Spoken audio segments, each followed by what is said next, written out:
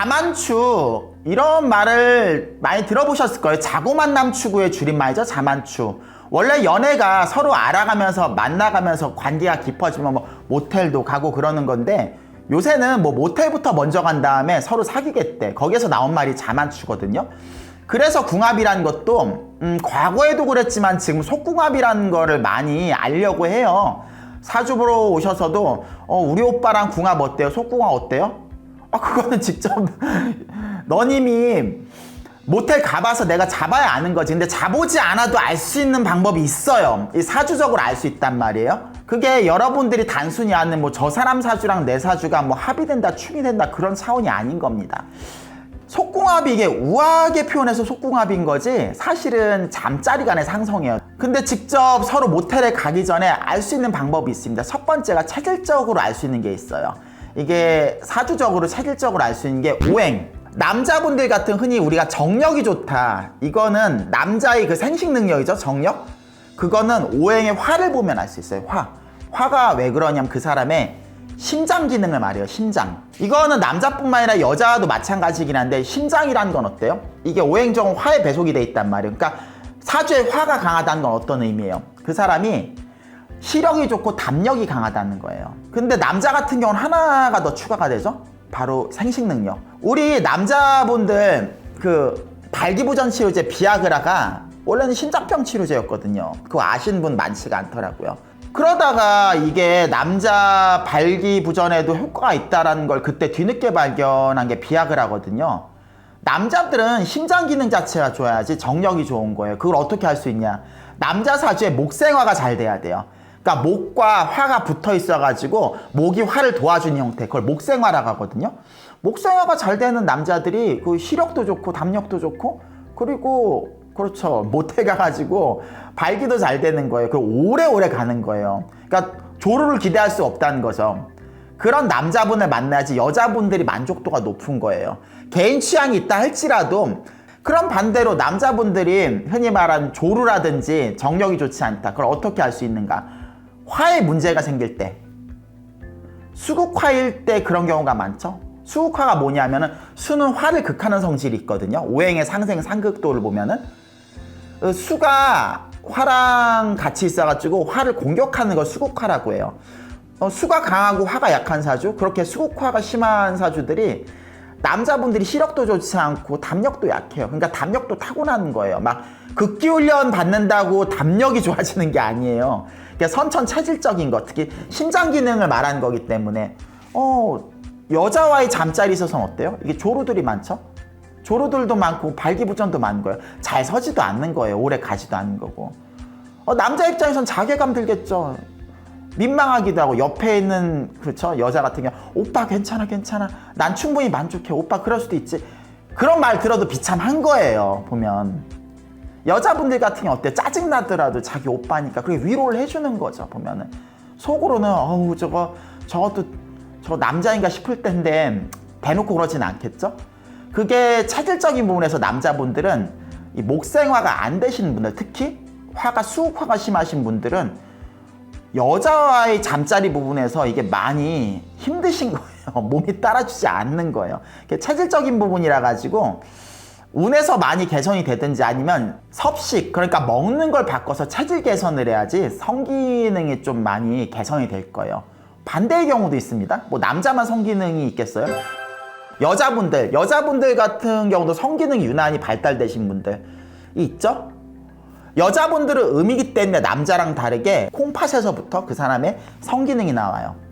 그러니까 오행으로 말하면 이게 수예요, 수. 자기 사주에 수가 발달되어 있는 사람, 그것도 금생수가 잘 되는 분들.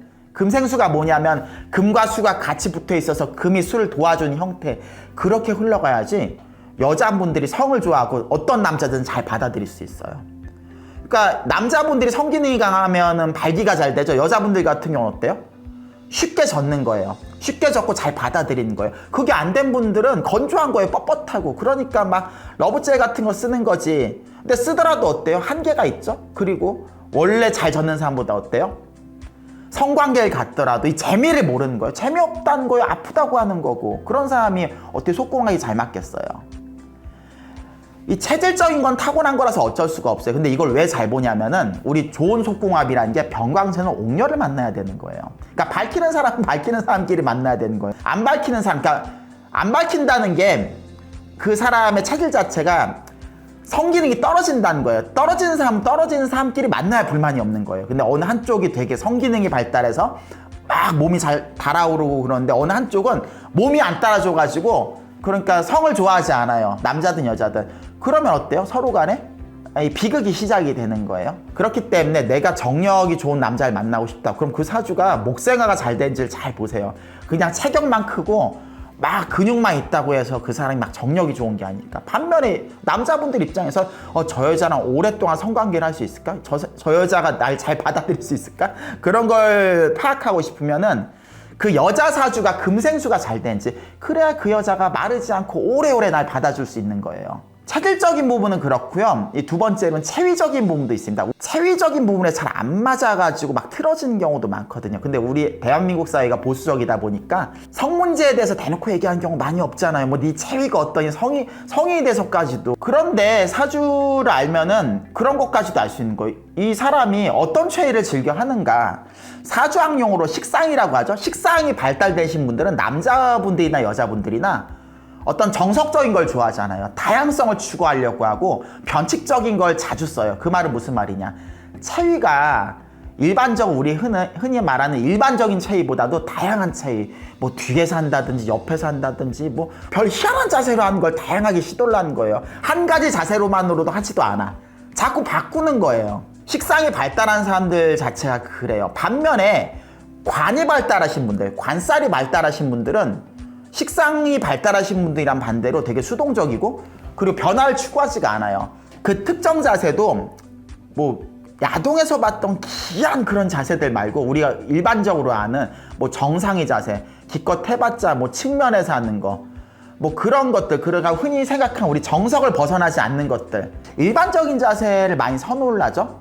아니 더 정확히 말하면 일반적인 자세를 선호한다기보다 뭐 희한한 자세로 하는 거 거부감이 있는 거예요. 관살이라는 게 그렇습니다. 기존에 정해져 있는 틀대로 따라가려고 하는 게 관이에요. 식상하고는 반대의 개념이죠.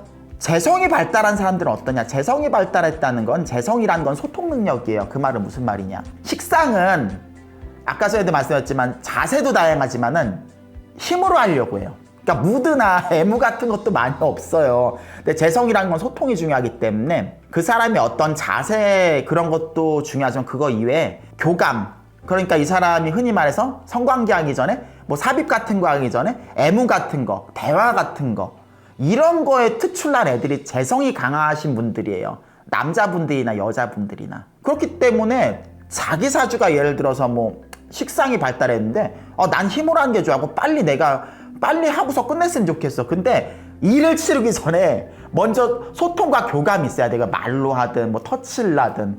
근데 어때요? 한쪽은 식상이 강하고 한쪽은 재성이 강한다. 그럼 어떻겠어요? 서로 간에 이게 불만이 생길 수가 있겠죠? 그러니까 사주를 알면 사전에 저 사람이 어떤 걸 원하는지 뭘 원하지 않는지도 알 수가 있단 말이에요. 오행이라면 그 사람의 어떤 정력이나 체질적인 걸 보는 거고, 식상이라는 거는 성관계하는 데 있어서 어떤 자세나 태도적인 걸 보는 거니까 이런 걸 알면은 이 상대방의 속궁합을 잘 맞춰갈 수가 있습니다. 어디 철학관 가가지고 뭐 네 일지하고 상대방 일지가 뭐 합의되니 축이 되니 그런 걸로 속궁합 보는 게 아니에요. 어떠셨나요? 속궁합에 대해서 오늘 좀 논해봤는데 여러분들이 여태까지 알고 있는 속궁합과 많이 달랐을 거예요. 속궁합이란 게 원래 그렇게 보는 게 아니라 사주란 게 그 사람 체질과 태도를 볼 수 있거든요. 우리가 성관계도 그렇잖아요. 그 사람이 체질이 어떤지, 그 사람이 어떤 태도를 가지고 있는지, 취향이 뭔지 그런 걸 알아야지 우리가 속궁합을 잘 볼 수가 있는 겁니다. 속궁합을 보는 궁극적인 목적도요, 결국 나만의 쾌락을 위해서만 보는 게 아니라 상대방에 대한 배려. 그래야지 우리가 오래오래 할 수 있잖아요. 자주 할 수 있는 거고.